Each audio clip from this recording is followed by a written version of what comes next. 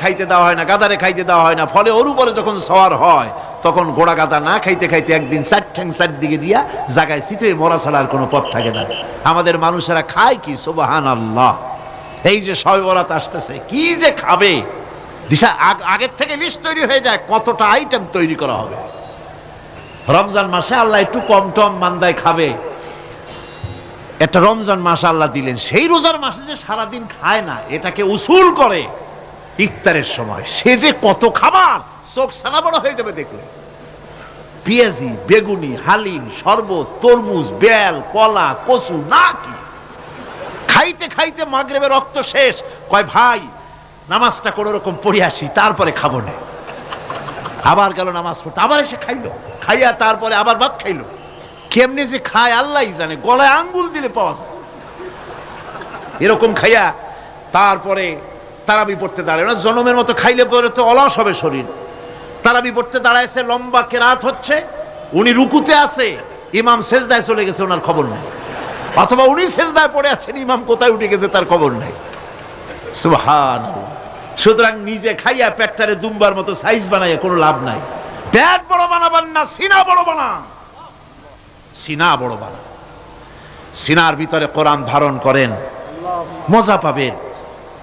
আল্লাহ রাব্বুল আলামিন এত বড় নিয়ামত, এই কোরআন, এর থেকে বড় নিয়ামত পৃথিবীতে আর নাই। শ্রেষ্ঠ নিয়ামত, এর থেকে বড় নিয়ামত আছে ভাই? এই শ্রেষ্ঠ নিয়ামতকে পড়তে শিখুন, বুঝতে শিখুন, হেদায়েতের সবের মধ্যে আছে। সুতরাং আল্লাহ রাব্বুল আলামিন মনুষ্যত্বকে, আত্মাকে বিকাশ করার জন্য কোরআনে কারীম দিয়েছিলেন। মানুষ এই জ্ঞান দিয়ে আবিষ্কারের পিছনে চলে গেল। হ্যাঁ, আবিষ্কার দরকার আছে, মোটেই আমি এটাকে অস্বীকার করি না, সব দরকার। কিন্তু সেই সাথে আল্লাহ পাকের সাথে যে সম্পর্কটা থাকা দরকার ছিল, সেই সম্পর্ক থেকে মানুষ নিজেকে বিচ্ছিন্ন করেছে। কোরআনে কারীমে আল্লাহ পাক বলছেন, লাকাদ খালাকনাল ইনসানা ফি আহসানি তাকওয়িম। সব থেকে সুন্দর করে বানিয়েছি কারে? মানুষ। চিল্লা এখন কারে? মানুষ হলো সবচাইতে সুন্দর, সবচাইতে সুন্দর সৃষ্টি আমার। ওগুলা, এই মানুষগুলি হচ্ছে আশরাফুল মখলুকাত। মানুষ কি মখলুকাত? সৃষ্টির সেরা। আপনারা সৃষ্টির সেরা হইলেন কি দিয়া? আপনারা কি বাঘের মতো দৌড়াতে পারেন? বল্লার মতো হুল ফুটাইতে পারেন? কুত্তার মতো কামড়াইতে পারেন? হাতির মতো শক্তি আছে? গরিলার মতো শক্তি আছে? মাছের মতো সাঁতরাইতে পারেন? সাপের মতো ক্রুদ্ধতা আছে? সিংহের মতো হিংস্রতা আছে?